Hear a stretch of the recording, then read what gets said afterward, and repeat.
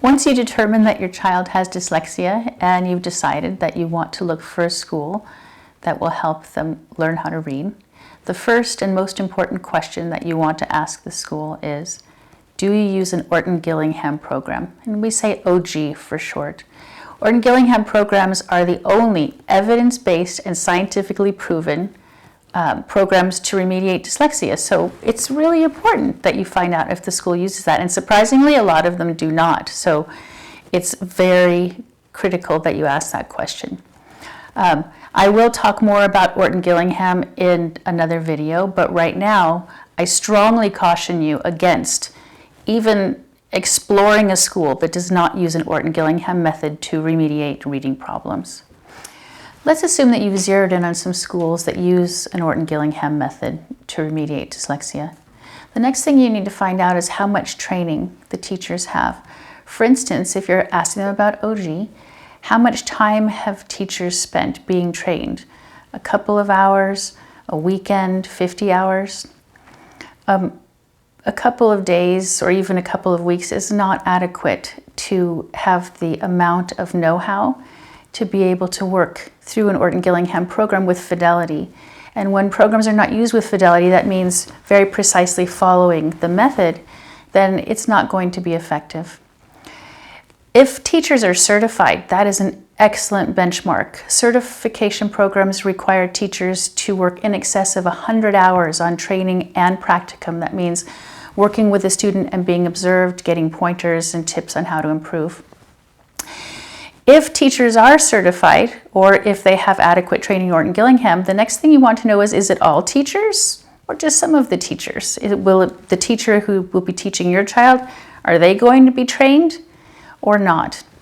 And please remember that students who have dyslexia also have other learning differences like dyscalculia, dysgraphia, attention deficits. All of those things impact the way that kids learn and also the way that teachers need to teach. So you want to know that the teachers are experienced with working with kids who are contending with those learning challenges. Touchstone Learning teachers have an average of 2 years of mentoring and supervision while they're working with kids in order to hone those skills and make them into the kind of teachers who are super effective with these kinds of learners. If a school uses an Orton-Gillingham method and has trained, experienced teachers, then it's time to find out about what level of individualized instruction your child will receive. How will your child's unique learning differences be targeted? Because we know that in order for kids to move through programs quickly, their specific needs need to be targeted in order for that to happen. So, what are the things to think about? Teacher to student ratio. When a teacher is working with 20 to 25 children, it is almost impossible for there to be individualized instruction because there are too many kids who are clamoring for that one teacher's attention. So when we talk about an ideal situation, we're looking at a ratio of 1 to 4 or 1 to 3, 1 to 2, 1 to 1. Anything that is above 1 to 4, you're really stretching the teacher's abilities too thinly in order for them to be able to zero in on what your child needs.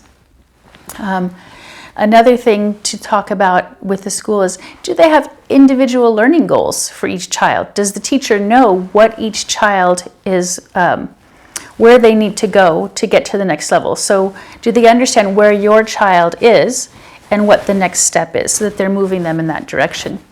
And the other thing to think about is, when we talk about Orton-Gillingham, which again, I'll talk a lot about it in another video, but for right now, this is important. Orton-Gillingham programs are designed to be used sequentially. That means that when a student is new to the program, they have to start at the very beginning in order for it to make sense, because they start with the foundation and then that foundation is built upon. So in some schools, if your child is going in as a second grader or a third grader, they're not starting at the beginning of the Orton-Gillingham program, which right there, you're making it almost impossible for them to have success, because those programs are designed for each student to start at the beginning and move through the progression in the proper sequence so that they're able to gain, kind of like when you're making a snowball and you start with a small one and then you roll along, and soon the ball is getting bigger and bigger because you have that core that's the foundation. And so that's a very important question to ask. Do all students start at the beginning of the Orton-Gillingham program? And if the answer is no, then you start talking to the next school. The final question that I suggest that you ask is, what is your track record for getting students to their grade level of reading? And I want to say that again because this is a really important question. What is your track record for getting students to grade level reading? You want to know what percentage of their students get to grade level reading, and also how long does it take? It's important to understand that not all schools have the goal of getting dyslexic kids to grade level reading, and that's something you want to find out.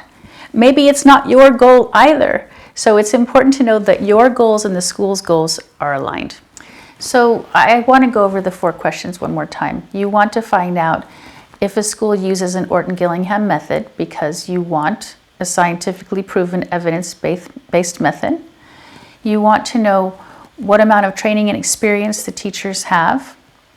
You want to find out how much individual instruction will my student receive.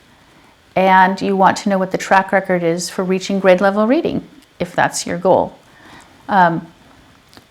Why are these questions important? The time is very precious.